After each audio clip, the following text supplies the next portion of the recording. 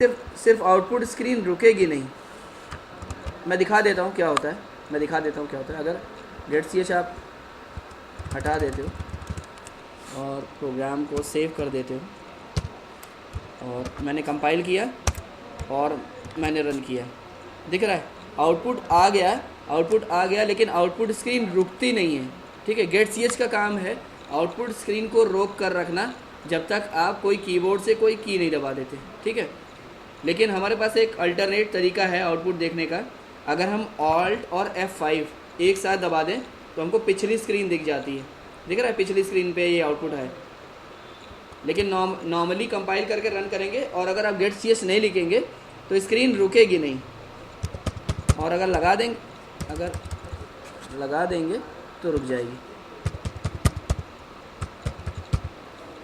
हाँ, लगाना इसीलिए रिक्वायरमेंट है ताकि आप आउटपुट स्क्रीन को देख सकें। ठीक है, अब ये देखिए ये तब तक रुका रहेगा जब तक मैं कीबोर्ड से कोई की नहीं प्रेस कर देता, तब तक रुका रहेगा। ठीक है, तो जैसे ही मैंने की प्रेस किया रिलीज़ कर देगा। ठीक, क्लियर? ठीक है, अब और देखते हैं कि फॉर लूप को और कैसे यूज़ कर सकते हैं। फॉर लूप को यूज़ करने का तरीका एक ये भी है कि यहाँ से मैं वेरिएबल को इनिशियलाइज़ कर दूँ और यहाँ से मैं हटा दूँ, ब्लैंक छोड़ दूँ उसको। ठीक है, इस तरीके से भी रन कर सकता है ये प्रोग्राम। ठीक है, हाँ, मतलब मैंने बाहर ही इनिशियलाइज़ कर दिया और यहाँ पर याद रखिएगा सिंटैक्स प्रॉपर होना चाहिए। सिंटैक्स का मतलब ये होता है कि पहला सेमीकोलन सही जगह पर लगा हो, फिर अगला सेमीकोलन सही जगह पे लगा हो।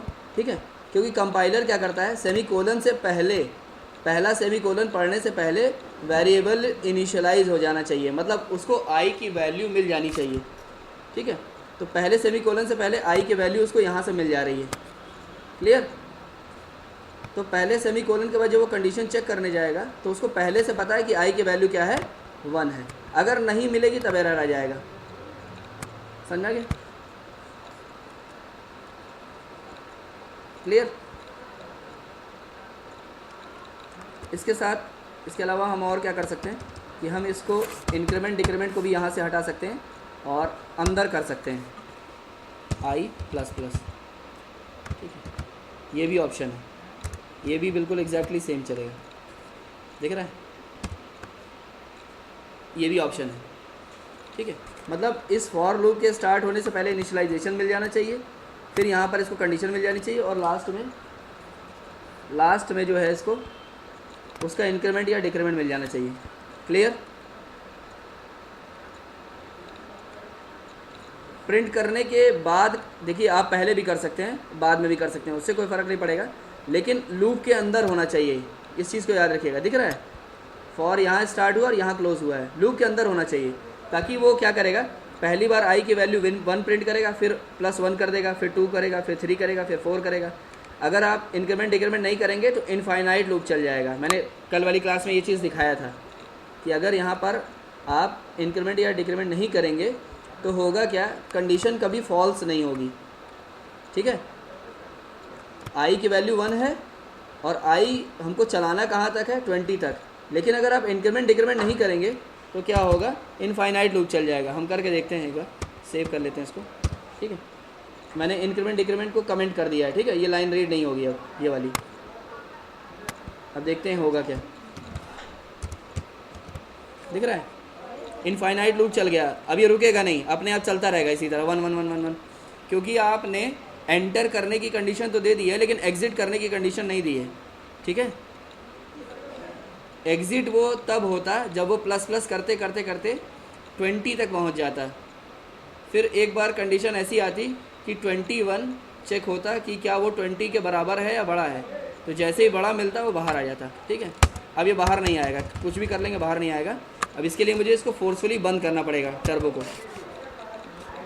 तो दिख रहा है, टर्बो मुझे क्लोज़ करना पड़ेगा और फिर से ओपन करना पड़ेगा, इस प्रोग्राम को बंद करना पड़ेगा यहाँ से और वापस रीओपनिंग करनी पड़ेगी टर्बो की।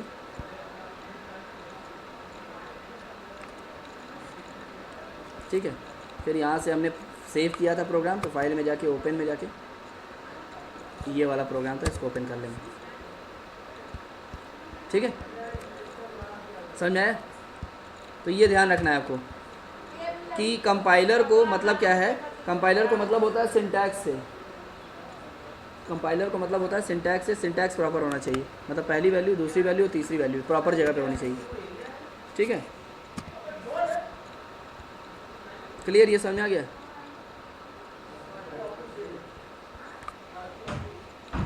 हेलो, ठीक है, फिर आगे प्रोसीड करते हैं। हेलो, आवाज़ आ रही है? ठीक है, फिर आगे प्रोसीड करते हैं, कोई दिक्कत नहीं। हम क्या कर सकते हैं कि अगर इसको हम बिना कंडीशन के चला दें तो क्या होगा, देखते हैं चला के। देख रहा है, एक वार्निंग आ रही है, अनरीचेबल कोड। अनरीचेबल कोड का मतलब ये है, अनरीचेबल कोड का मतलब ये होता है कि ये भी एक तरीके का इनफाइनाइट लूप है। आपका कंपाइलर ये बताने की कोशिश कर रहा है कि आपने कोई कंडीशन दी नहीं है तो ये वो यहाँ तक पहुँच नहीं पाएगा, गेट CS तक, कोड यहीं फंस जाएगा। ठीक है, तो इसलिए वो आपको वार्निंग दे रहा है। वार्निंग, एक चीज़ याद रखिएगा, वार्निंग कभी भी आपके प्रोग्राम के एग्जीक्यूशन को रोकता नहीं है, सिर्फ आपको बताता है कि ऐसा हो सकता है। ठीक है, एरर रोक देगा। अगर एरर होगा तो प्रोग्राम जब तक आप सही नहीं करेंगे तो रन नहीं करेगा। ठीक, अगर मैं सेमीकोलन हटा दूं तो ये एक एरर है, अगर इसको आप रिमूव नहीं करेंगे तो जाएगा नहीं, आगे वर्क नहीं करेगा। ठीक है,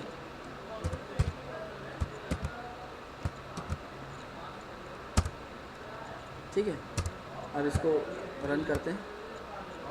दिख रहा है इनफाइनाइट लूप, ये भी इनफाइनाइट लूप है। क्लियर?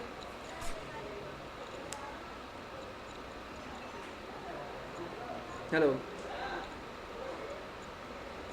हेलो,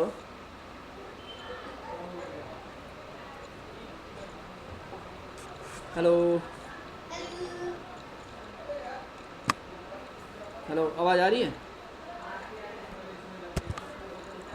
ठीक है, तो फिर इसको क्लोज़ करना पड़ेगा। इनफाइनाइट लूप का मतलब है कि आप उसको क्लोज़ करना पड़ेगा और फिर से स्टार्ट करना पड़ेगा।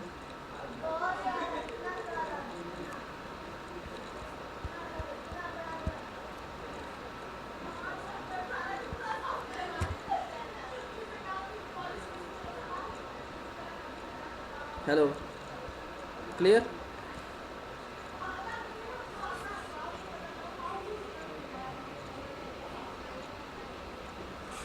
हेलो,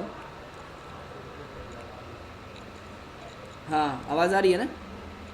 हाँ, आवाज़ आ रही है ना? ओके, ओके, ठीक, ठीक है, फिर आगे प्रोसीड करते हैं। तो ये समझ में आ गया कि ये कैसे कर रहा है। ठीक है, तो सेमीकोलन प्रॉपर होना चाहिए, बाकी आप क्या चीज़ें लिख रहे हैं इससे फ़र्क नहीं पड़ता है। ठीक है, कंडीशन आपके अकॉर्डिंग है। हम एक तरीके से और भी चला सकते हैं कि इंटीजर INT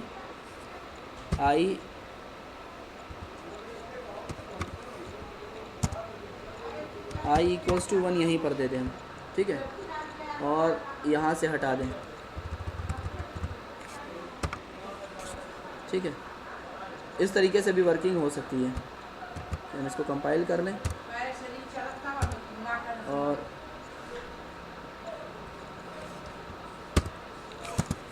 यहाँ स्पेस कर दूँ। हेलो,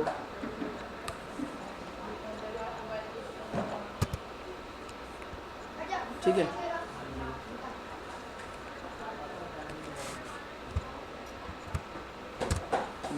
एक मिनट, कहीं पे कुछ प्रॉब्लम आ रही है, क्या गड़बड़ कर दिया हमने। एक्सप्रेशन सिंटैक्स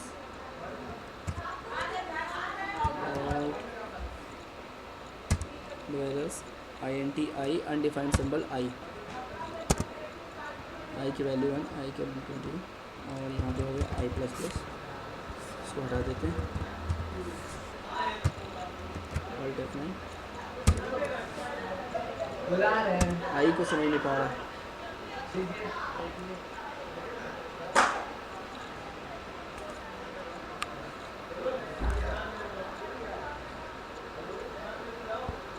ठीक है, फ़िलहाल ये इसको सपोर्ट कर नहीं रहा है, नहीं तो नॉर्मली होता क्या है कि आप यहाँ से वैल्यूज़ दे करके यूज़ करा सकते हैं।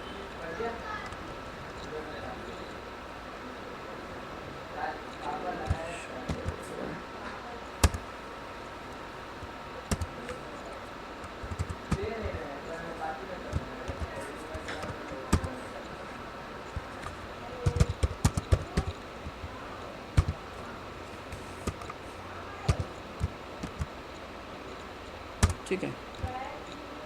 तो ये वर्जन इसको सपोर्ट नहीं कर रहा है, लेकिन कुछ वर्जन्स में ये काम करेगा, याद रखिएगा, ठीक है। कह रहा हूँ कि जो मैं अभी से पहले कर रहा था यहाँ पर INT ये मेरा वाला वर्जन सपोर्ट नहीं कर रहा है, नहीं तो आप इसको ऐसे भी कर सकते हैं, फॉर के अंदर आई को चला सकते हैं, ठीक है। मतलब INT यहीं पर दे सकते हैं, यहीं पर डिक्लेयर कर सकते हैं, ठीक है। अगर आप INT वहीं पर देते, हाँ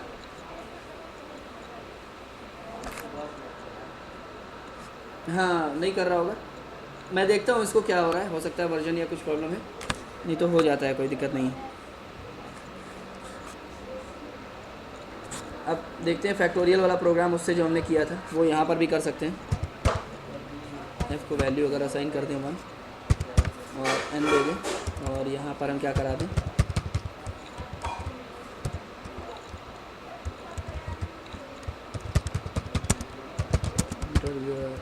number to check factorial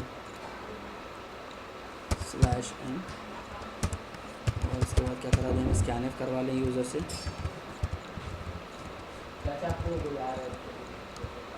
person d comma n,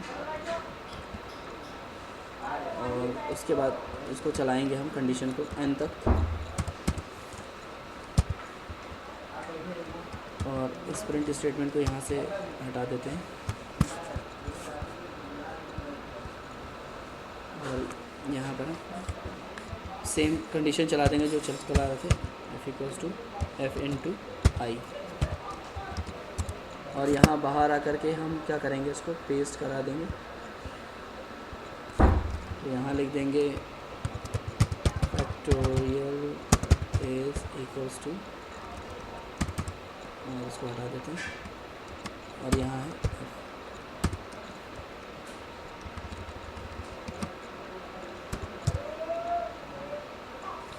ठीक है। इसको फिर आपको करेंगे, इसके बाद जो है कंपाइल करेंगे और इसको एग्जीक्यूट कर देंगे, ठीक है। तो सपोज़ मैंने डाल दिया 3, कुछ गड़बड़ी हो रही है, n इनपुट करवाया हमने, n तक चला दिया हमने। अच्छा, ये n में इनपुट ले नहीं रहा है, हमने % नहीं लगाया यहाँ पर, तो ये हो गया ऐसे, और ये हो गया। अब हमने डाल दिया 3, अब आ गया 6, ठीक है, करेक्ट आ रहा है। एक वैल्यू और डाल के देख लेते हैं,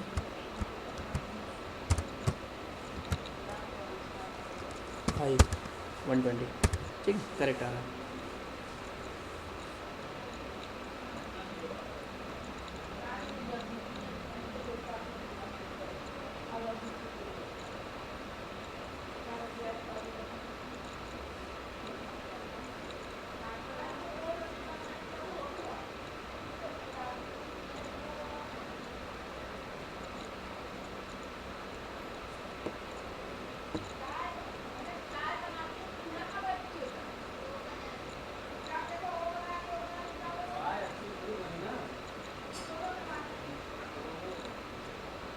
हेलो, ठीक है, बना लिया, ओके, ठीक है।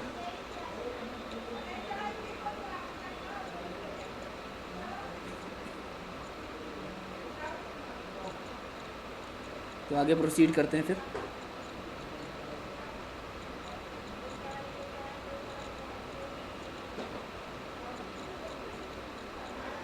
ठीक है, हम देखते हैं सम का प्रोग्राम देखते हैं। अगर हमको सम निकालना हो सारे नंबर्स का तो क्या करना होगा।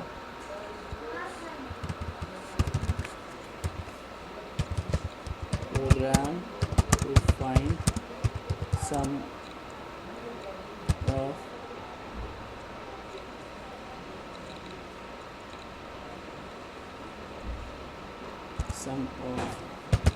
First n natural numbers.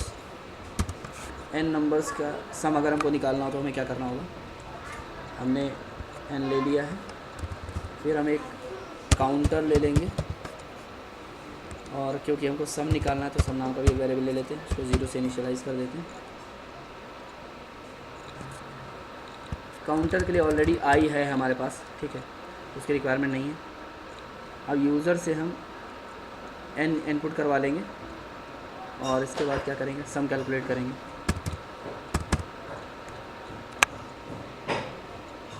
तो सम कैलकुलेट करने के लिए मैंने बताया था sum equals to sum plus i, ठीक है। इसके बाद क्या करेंगे, प्रिंट करवा देंगे बाहर आकर के सम इज़ सम, ठीक है।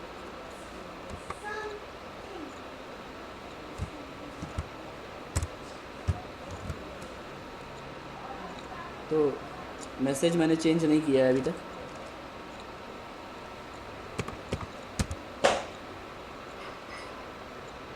ठीक है। तो जितने भी आप नंबर डालेंगे 12 तक के सारे नंबर्स का सम है, 1 + 2 + 3 + 4 + 5, ठीक है। ये मैंने मैसेज नहीं चेंज किया था, आप मैसेज चेंज कर देंगे।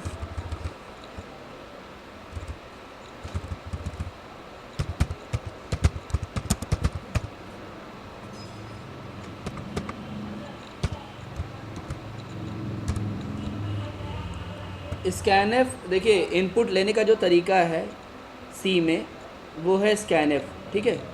C++ में सी इन से लिया जाता है, C++ पे जब आएंगे तब C++ का देखेंगे। यहाँ पर इनपुट लेने का तरीका है स्कैनएफ, ठीक है, सी में।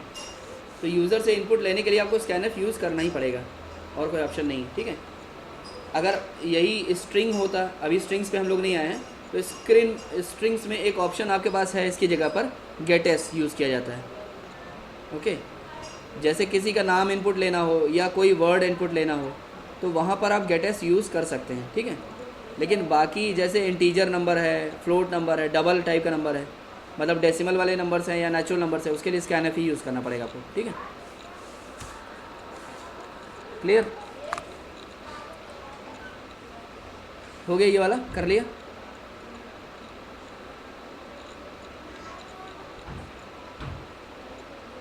हाँ क्या हो गया, कर रहे हैं, हाँ हाँ ठीक ठीक, कर लीजिए, फिर करके मुझे इन्फॉर्म करिए तो मैं तब आगे मूव करता हूँ, ओके।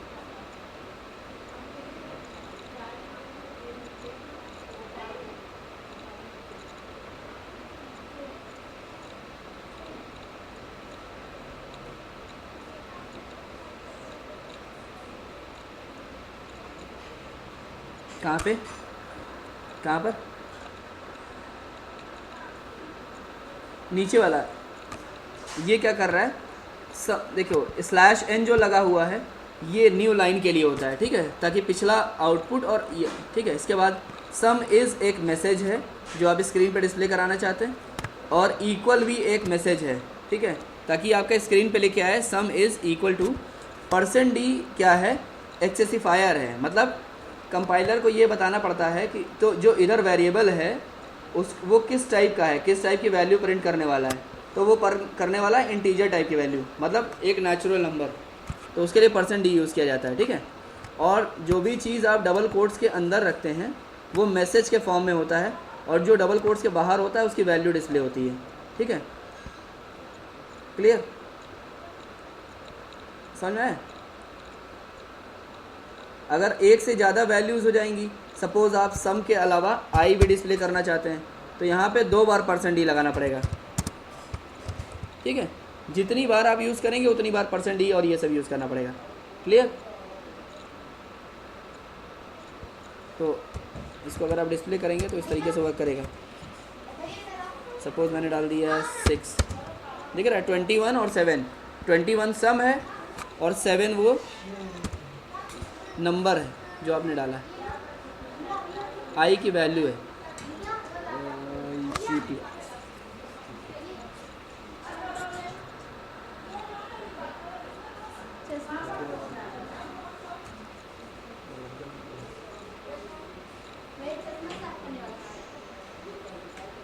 हेलो, क्लियर हो गया ये?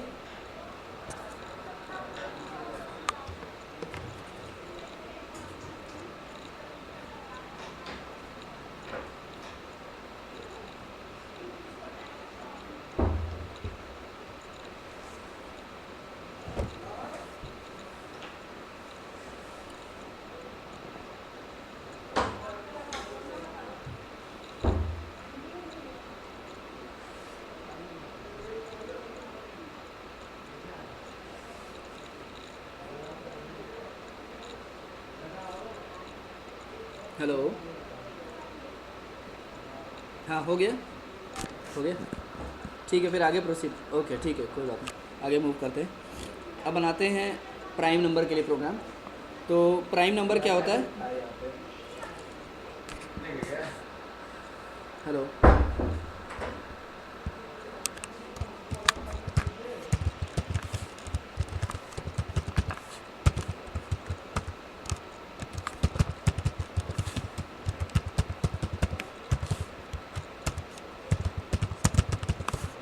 ठीक है, अगला प्रोग्राम जो है वो है प्राइम नंबर के लिए। क्या चीज़? सी प्लस प्लस में वॉइड मेन काम करता है? क्या हो गया, नहीं वर्क कर रहा है?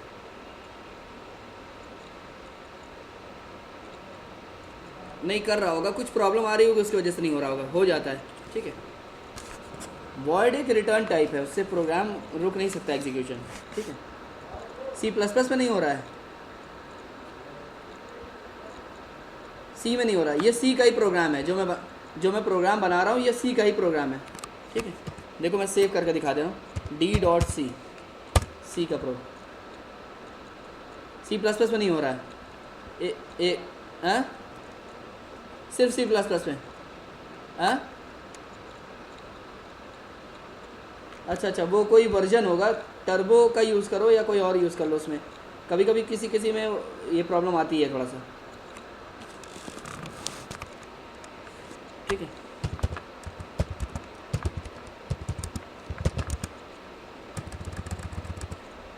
and to check prime number, ठीक है। हमने क्या किया, इंटीजर ले लिया, n ले लिया, i ले लिया, और एक फ्लैग नाम का वेरिएबल ले लिया जिसकी वैल्यू 0 असाइन कर दी है, ठीक। तो हमने क्या किया, प्रिंटफ करा दिया स्क्रीन पे, हमने लिख दिया एंटर पॉजिटिव इंटीजर, क्या किया यहाँ पर /n चला दिया न्यू लाइन के लिए, और फिर क्या किया, स्कैन अप कर ली,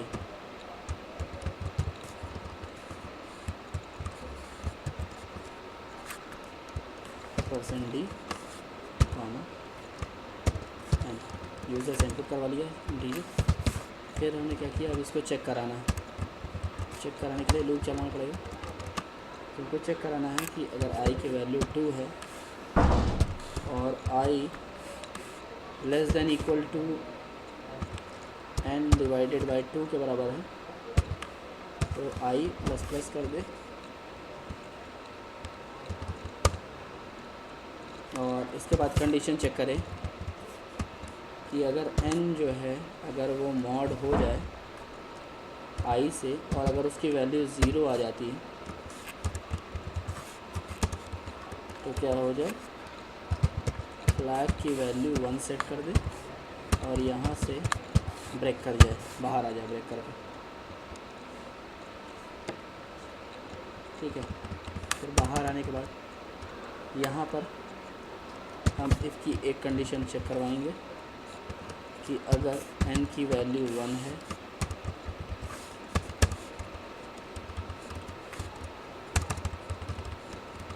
तो क्या हो जाए, प्रिंटफ हो जाए स्क्रीन पे कि 1 is neither a prime number nor a composite number।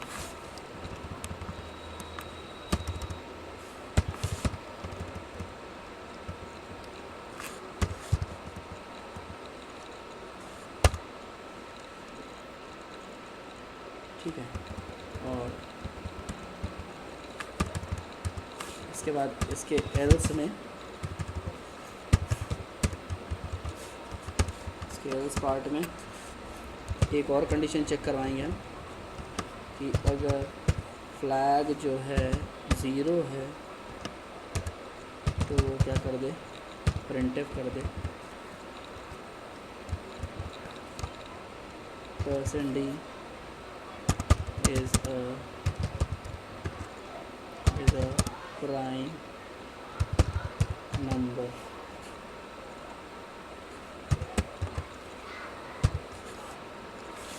और उसको डिस्प्ले करा दे।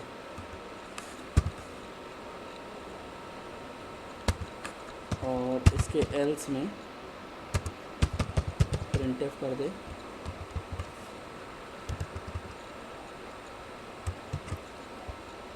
%d is not a prime number।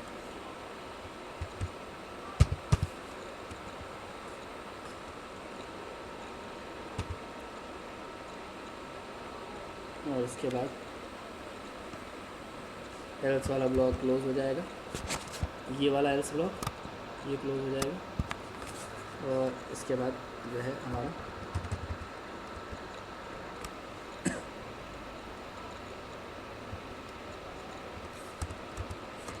और यहाँ पर लिख दिया जाएगा .ch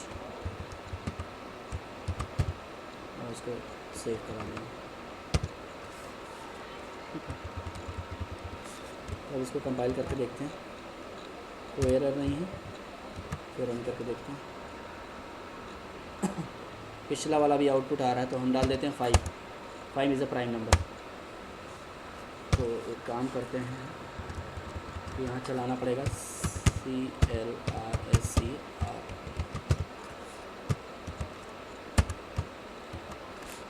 ठीक है, हमने डाल दिया 7 इज़ अ प्राइम नंबर।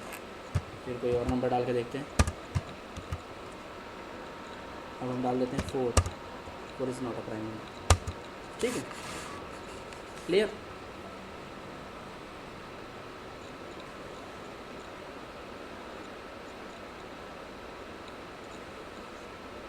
ये देखिए मैं बता दे रहा हूँ क्या है। देखिए प्राइम नंबर्स आपको पता है कि वो नंबर होते हैं जो खुद से कटते हैं या फिर 1 से कटते हैं। ठीक है,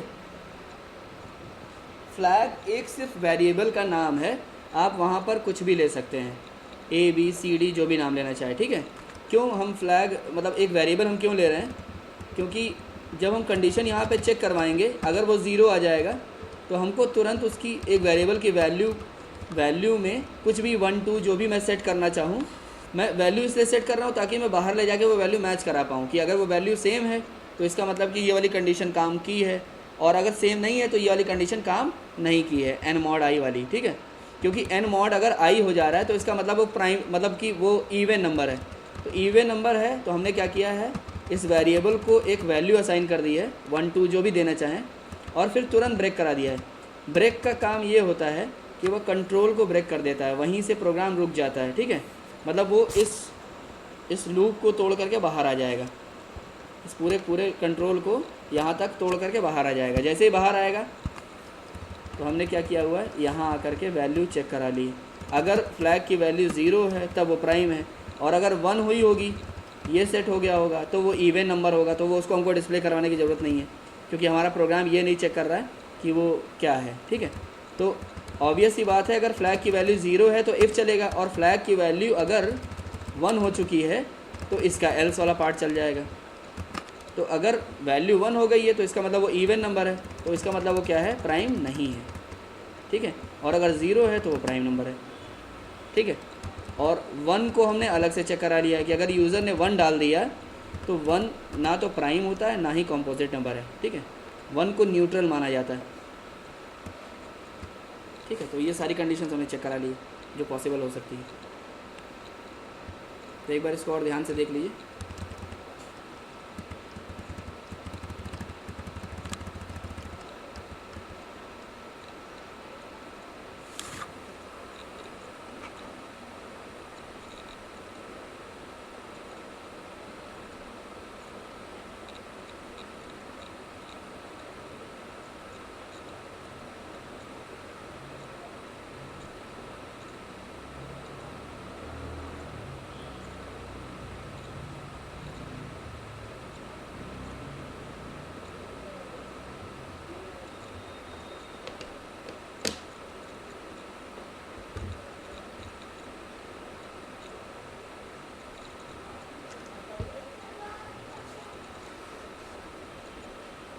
ये तो बात कर रही है।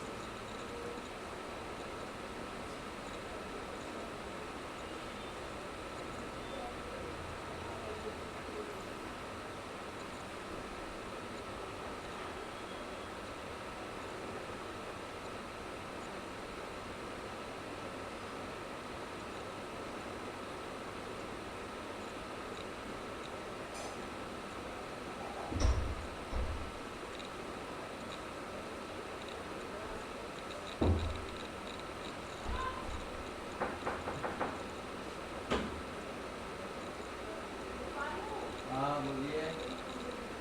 मेरे पास नहीं, मेरे पापा जी हैं।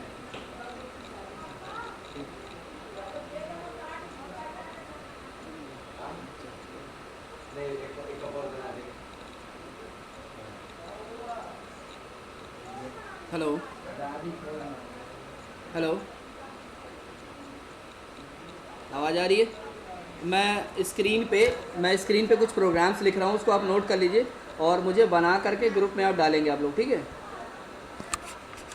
मैं क्वेश्चन लिख रहा हूँ बोर्ड पे, मतलब अभी यहाँ पर एक नोटपैड की फाइल पे लिख रहा हूँ।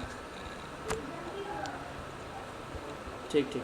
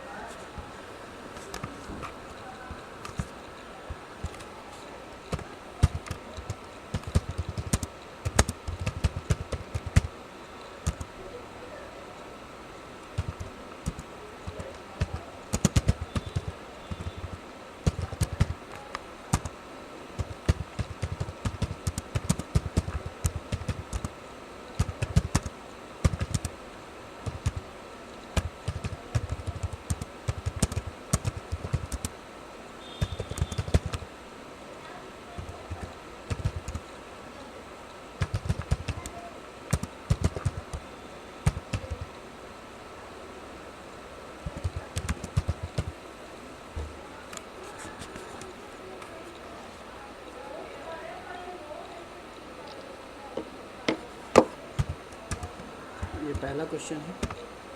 दूसरा है राइट और program check whether the given number is positive or negative. Third है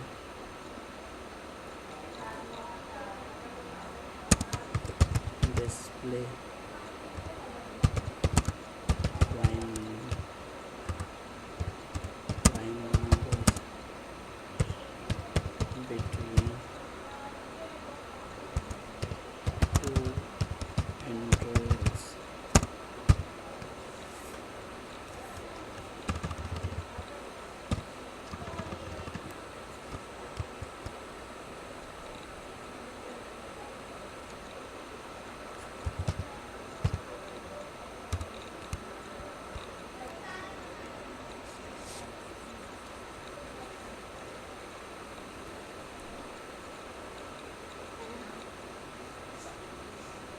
हेलो,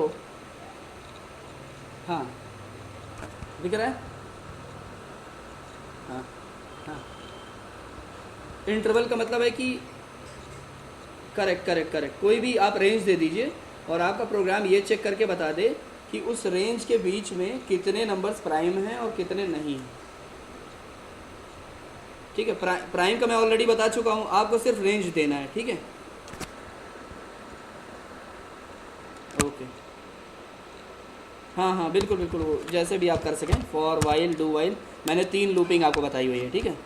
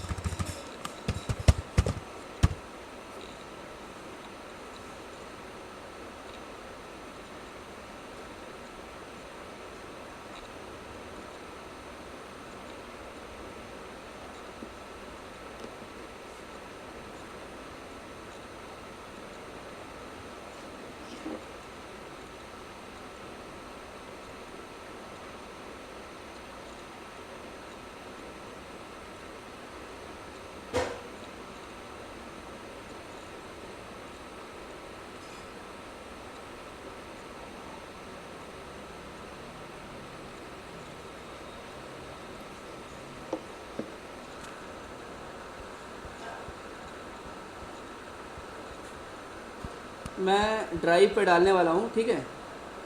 तो जो मेल आईडीज़ आप लोगों ने डाली हैं उन्हीं मेल आईडी से मैं डालूँगा। अगर कोई भूल रह गया किसी के मेल आईडी तो वो ग्रुप पे डाल देगा अपना, ठीक है। और मेल आईडी डालते समय मेल आईडी डालते समय नीचे ज़रूर लिख दीजिएगा कि मैं सी या C++ वाला कोर्स वाला हूँ, ठीक है। बहुत लोगों ने डाल दिया है लेकिन डाला नहीं है तो कन्फ्यूजन हो जाता है बाद में कि किस कोर्स का है, ठीक है। तो मैं एक फ़ोल्डर बना करके सारा उसी में रख करके पूरा फ़ोल्डर एक शेयर कर दूंगा कि C या C++ क्लासेस का, तो उसमें सारी चीज़ें रहेंगी, सारे मटेरियल, ठीक है। ठीक है, फिर इसको कर डालिए।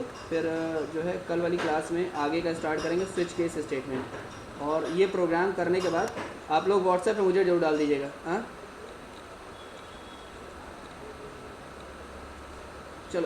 चलो कोई बात नहीं। उसके वीडियो जो है मैं जो डाल दूंगा ग्रुप पे, तो फिर मतलब वो फोल्डर में जब शेयर कर दूंगा तो वो आप उसको देख सकोगे इजीली, कोई दिक्कत नहीं, ठीक है। जो नहीं कर पाएगा, कौन नहीं कर पा रहा है? एक लोग नहीं कर पा रहे हैं, सभी नहीं कर पाएंगे? अच्छा, ठीक है, कोई बात नहीं। वो वीडियो रहेगा और सब उससे कर सकते हो। बाकी कोई क्वेश्चन रहेगा तो उसके बाद पूछ लेंगे, ठीक है, देखने के बाद। Okay okay okay.